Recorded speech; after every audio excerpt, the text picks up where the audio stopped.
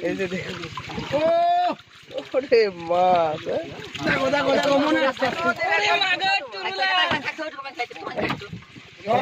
নদী দেখো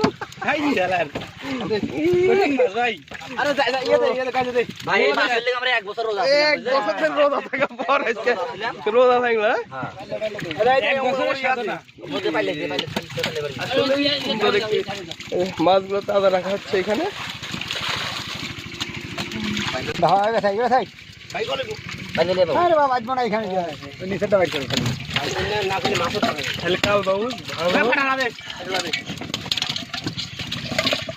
মুরব্বী আপনি তো লস করে ফেলাইলেন না? বড় বড় লস করে গেছি। এই জায়গায়